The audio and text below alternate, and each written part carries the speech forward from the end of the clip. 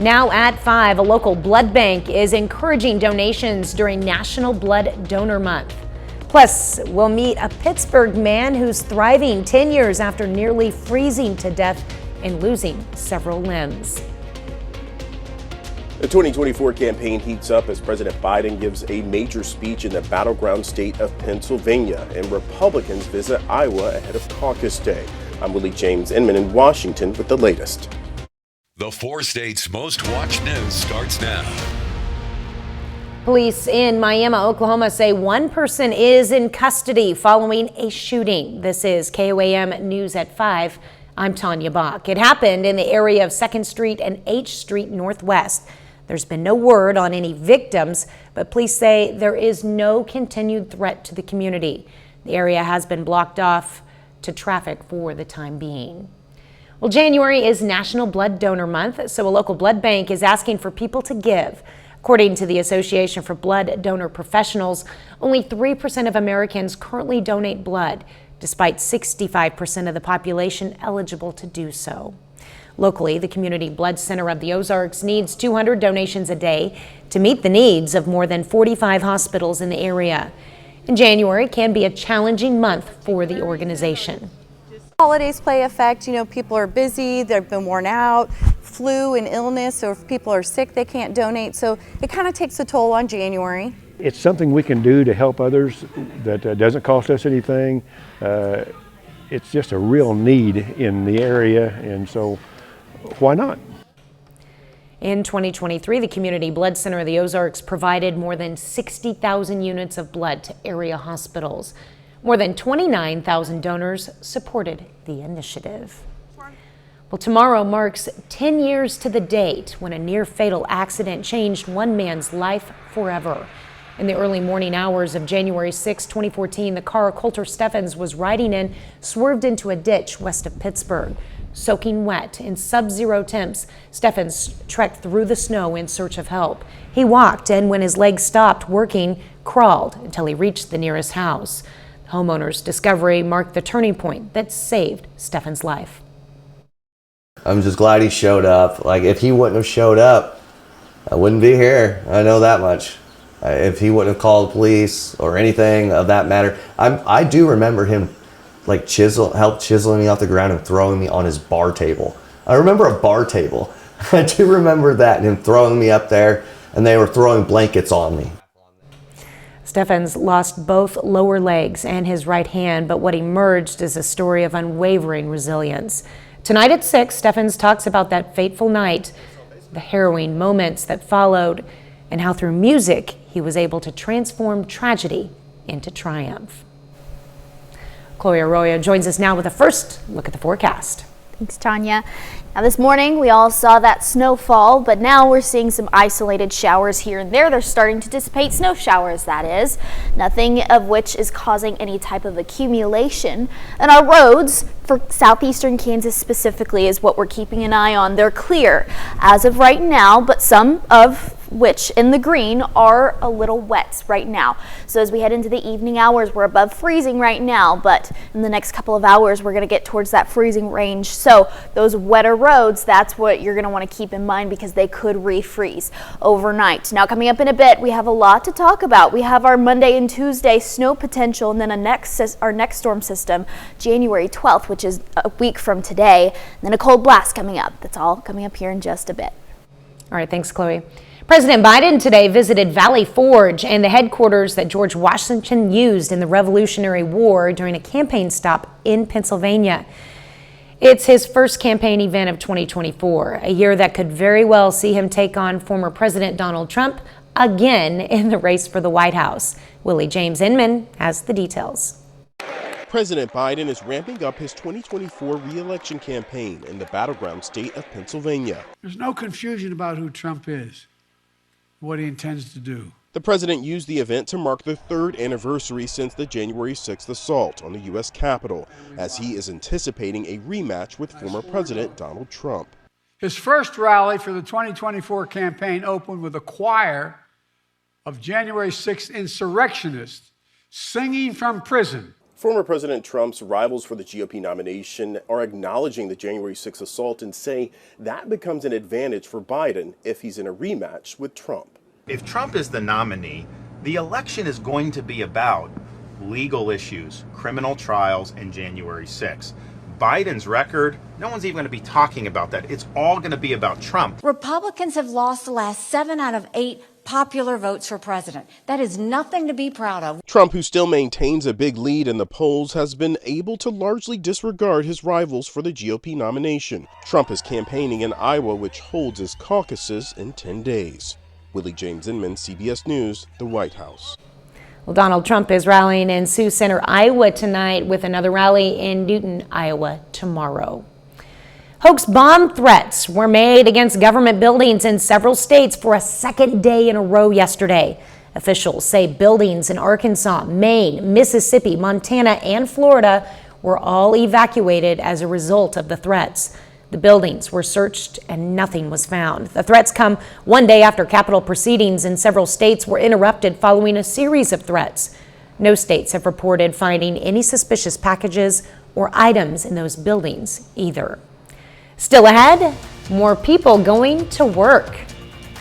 A new report shows the job market remains strong as millions of workers are getting a raise. I'm Bradley Blackburn with a look inside the numbers and how it could impact inflation.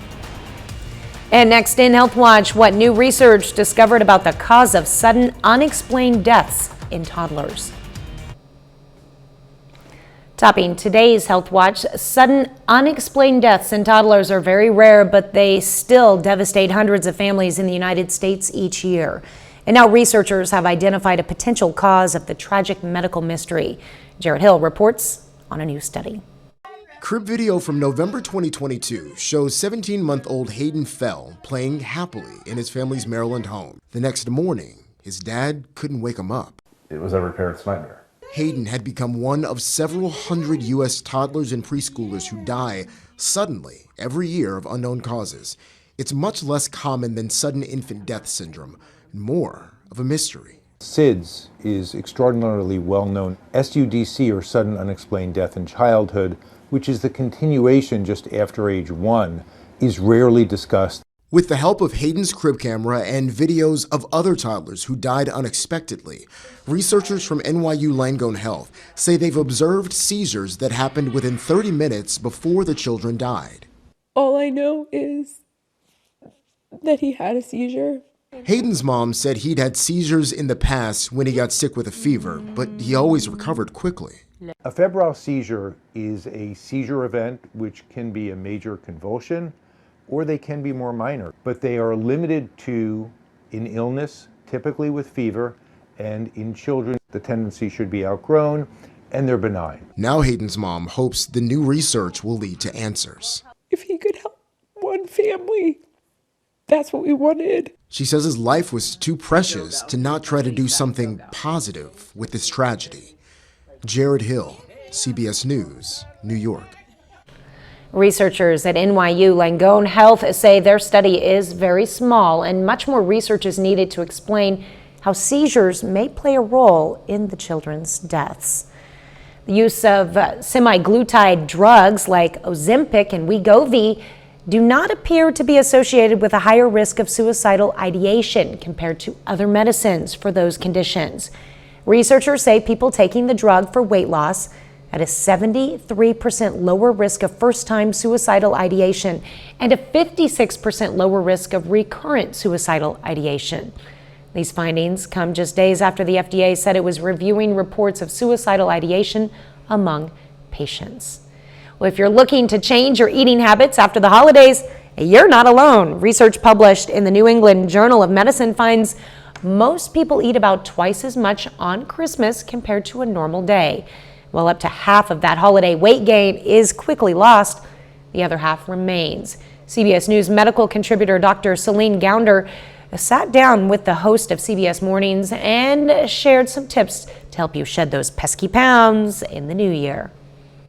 Low carbohydrate diets do tend to promote weight loss, but the nutritional value of the diet still really matters. So what you want to be doing is looking for diets that are high in protein and fiber, but you want to be getting those nutrients from plant-based foods more than meat-based foods. And when you make those adjustments to your diet, we do see greater weight loss.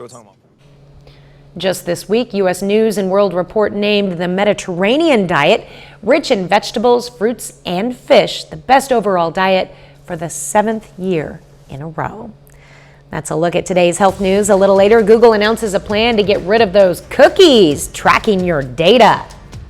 Plus, we have even more winter weather in the forecast. I'm tracking all snow and all the details coming up next.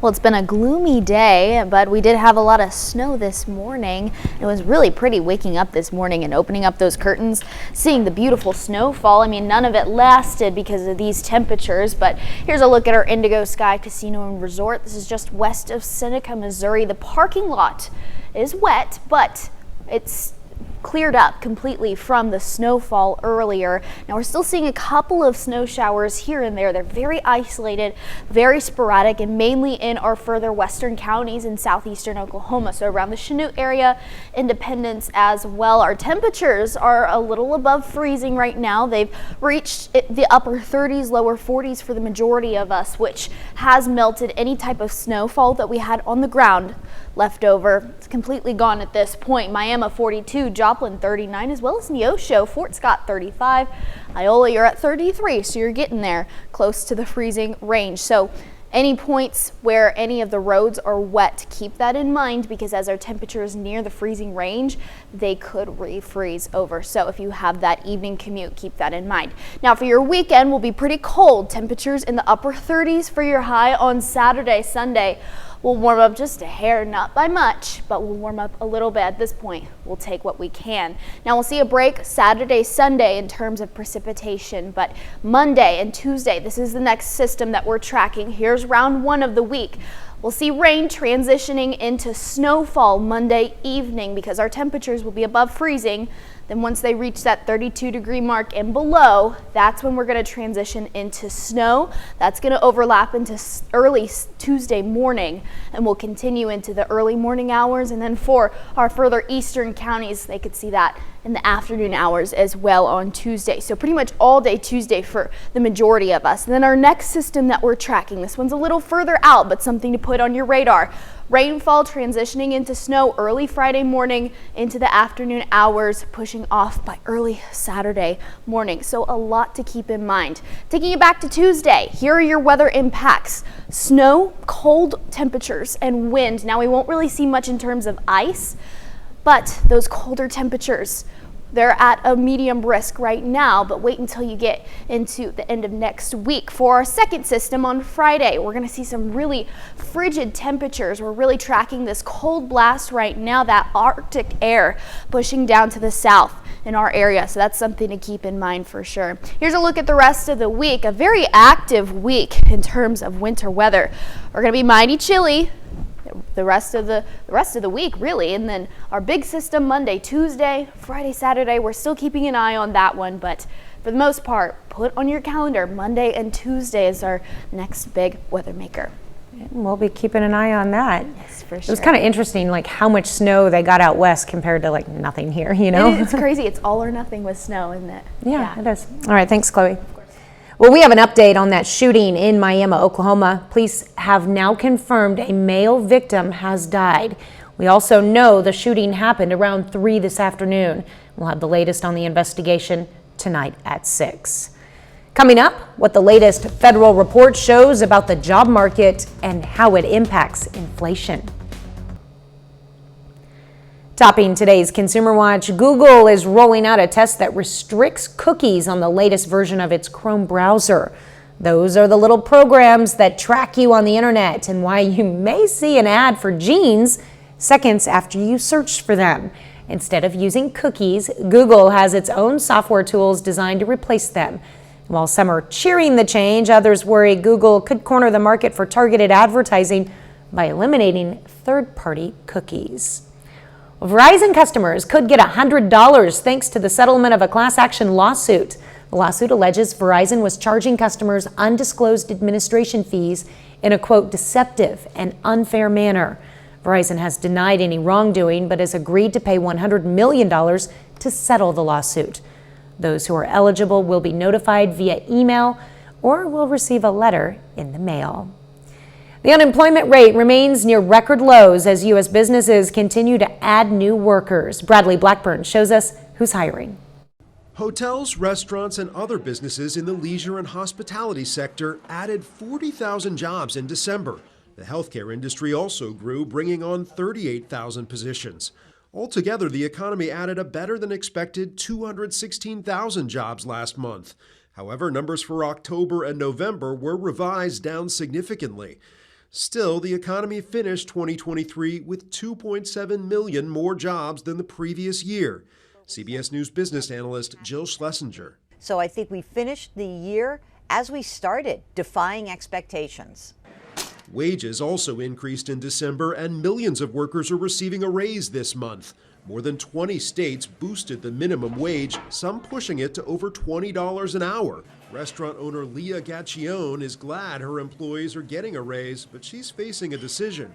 It puts the business in quite the predicament where you have to raise prices to compensate for that, but people don't like when you raise prices to compensate for that. Higher prices are something the Federal Reserve is trying to stop. The board has kept interest rates at a high level in an attempt to bring inflation down from the current level of just over 3% to 2%. Some analysts had hoped the board could cut rates later this year. If we keep getting data that is consistent with a solid labor market, I don't think that the Fed is going to be lowering interest rates anytime soon. The Fed makes its decision at the end of the month. Bradley Blackburn, CBS News, New York. According to the new report, the unemployment rate held steady at 3.7%. 2023 had the lowest rate of flight cancellations in the last decade. The Transportation Department says the year closed out with just over 16 million flights and a cancellation rate below 1.2%. The department noted travel at the end of the year was relatively smooth. Between December 17th and New Year's Day, the cancellation rate was less than 1%. Well, final check of the forecast is next.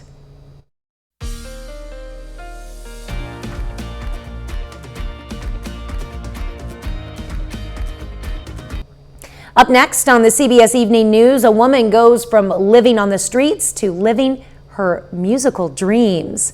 And then on KOAM News at 6, we'll have more on how Pittsburgh native Coulter Steffens survived nearly freezing to death 10 years ago.